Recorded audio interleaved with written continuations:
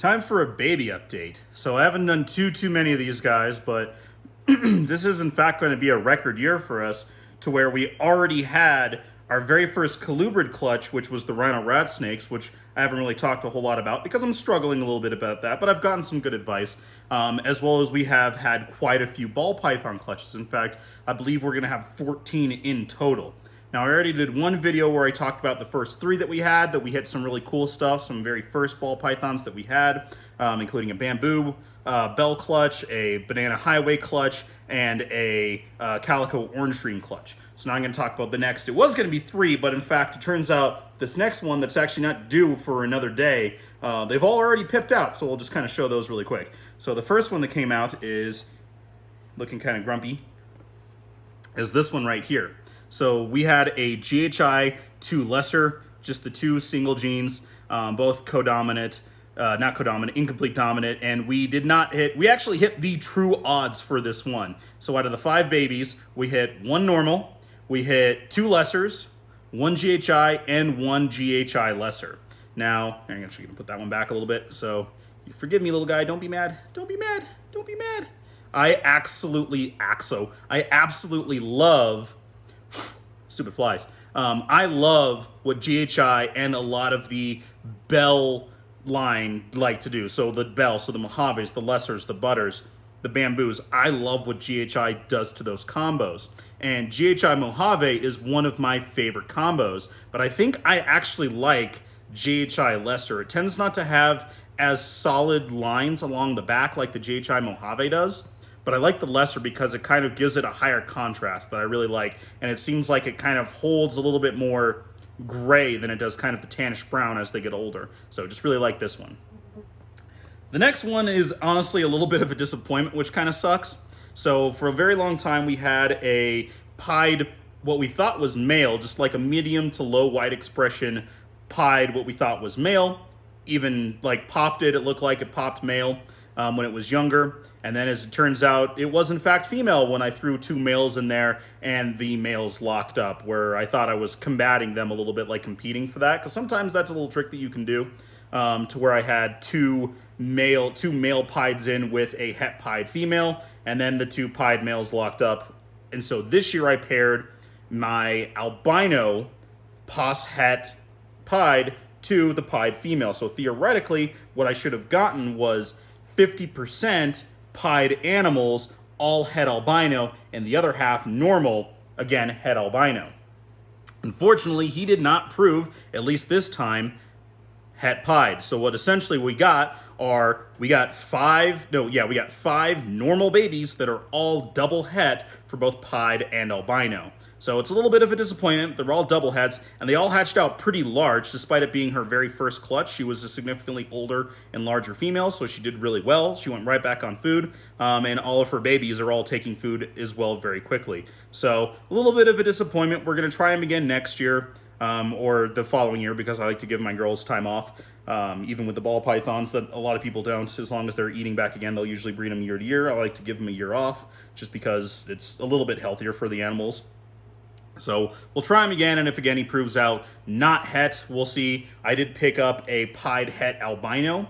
So essentially that's what we're going to do, is we're going to potentially have a albino het pied to a pied het albino. Theoretically, I should get double recessive visuals, and if I don't, then we're essentially leading up to the fact that he did not get that het pied because he was a pos het. So we will probably have him leave our collection because I don't really like the albino ball pythons. So next, we're going to move on to this one. So clutch number 3. So this one is BJ. So she's actually a holdback of one of the very first clutches that we ever had of our big girl. She's 50% sub-Saharan, or the Volta line, and she's a little bit more banded. And then her offspring BJ, Brandy Jr., is also a little bit more banded. It's not quite as much because there was some other influence into her, but she has a pretty cool pattern, so I decided to hold her back, just the one normal. And then we paired her to Denali, who we purchased as a blue-eyed leucistic leopard. And so because once they get a little bit older, that white completely hides even that faint pattern of the leopard, we had to breed him to prove him out, because we did get him at about a year old. So at that point, he was solid white. And he did, in fact, prove out leopard, and actually kind of had a little bit of a funny reaction. So these guys are all out, and we kind of hit interesting odds here. So the first one, we'll just pull this one out. This is a lesser leopard. So what that means is that the bell is made up of at least lesser, and he did in fact prove leopard. So awesome, cool, that's super perfect. That's what we're looking for. The next one, here, come here, little one, come here, come here, is just another lesser, and it's possible leopard. Looking at the pattern, I'm thinking now that he's finally out of the egg, this might be a leopard lesser as well. If anybody in the comments wants to give me their input, I'm inclined to think so, that this in fact is a lesser leopard, but we'll see. You can see that it is significantly darker than, say, like a Mojave, and then so there you get the lesser in there, and then the leopard is the one that gives it the aberrant pattern. So with that in mind, come here. I'm gonna put you down for a second because you're all nice and twisted up. Let go, please. Here is a Mojave leopard. And you can very clearly see the difference between the lesser and Mojave. So the lesser is the lesser, also called lesser platinum originally, is a lot lighter and a little bit brighter than the Mojave. So that's how, hey, we finally proved out, in fact, what he is. He is a Mojave lesser leopard. Perfect. We figured out what we wanted, and pretty good odds. We got potentially leopard in all three of these babies, both the Mojave leopard, which I actually really like this one. Like, this one looks really nice. We have an older Mojave leopard that doesn't have as much of the leopard influence. There's a lot more of like the traditional alien heads of the Mojave. This one looks really nice, and I'm tempted to hold on to this one, but I probably won't. He's just like, he looks really cool. Like, he looks like a leopard. It's really cool. And the last one, I just started cracking up when I popped open this lid. So this one, as you can see, there's clearly something else going on here. Would you let go, please? I want to show you off. I want to show you off. So this is a leopard, obviously, and there's something else going on here, and I'm inclined to believe this is a leopard Mojave pinstripe.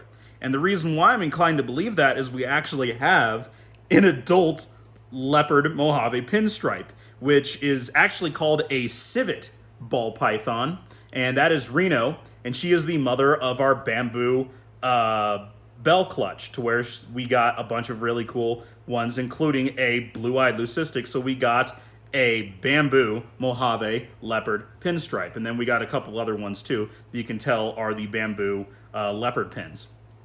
Actually, just the bamboo leopard pins. Really, really cool. Sorry, flies. And this girl looks like a little bit more higher striped version of Reno as a baby. The lessers are usually a little bit lighter. They don't have that dark brown on their stripes and on their side patterns. But this girl just turned out, sorry, a little bit lower. So this girl absolutely turned out beautiful. I love that big solid back stripe and just that crazy aberrant. Reno has a little bit more broken up patterns, so she looks a little bit more like an actual civet, like the little cat that's related to hyenas. So it's not actually a cat, but it's in that same kind of family as hyenas. They look really, really cool.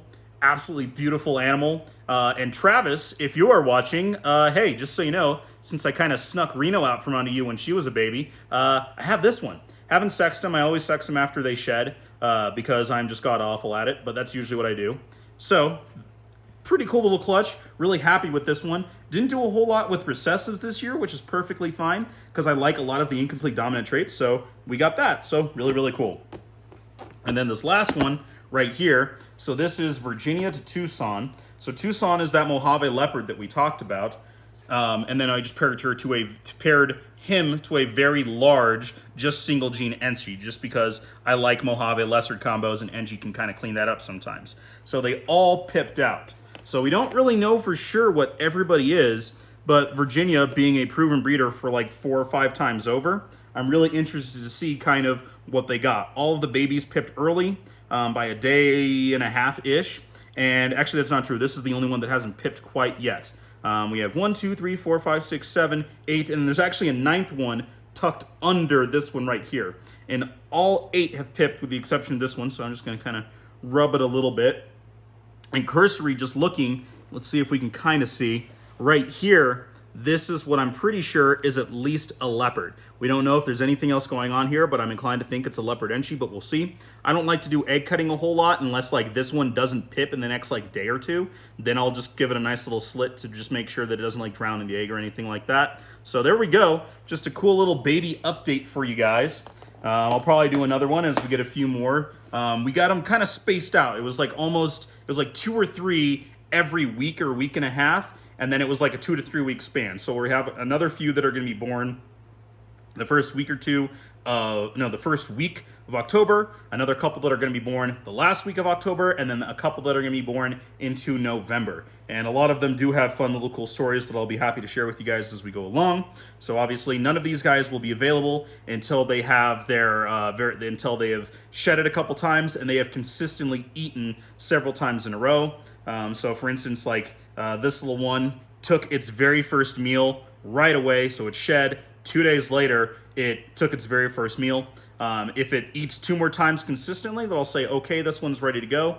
But if it does not do it consistently, even if this thing ends up eating 7 or 8 times, unless it's consistently every time offered, I'm not gonna put this one up for availability, and that goes for all the other ones, even the just normal double heads and the normal of this clutch.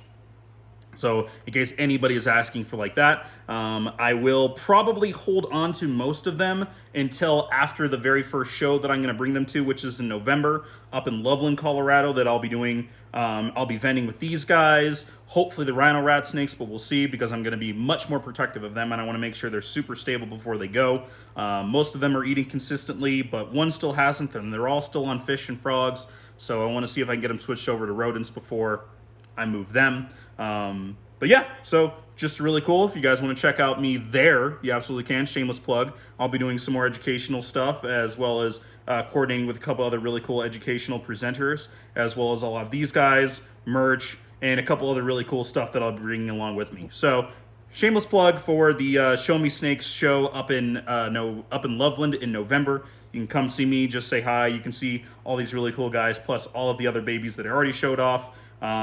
These guys hopefully will be ready. At least these guys will. These probably won't, but we'll figure that out as we go along. So just a really cool little update for you guys. Follow along for more updates for the babies as well as all of the other really cool reptile content. I don't do a whole lot of just kind of how I'm doing as much. I try to leave those for milestones, but I like to show like, here's the babies and really cool stuff like that. So again, thank you so much, and we'll check you next time.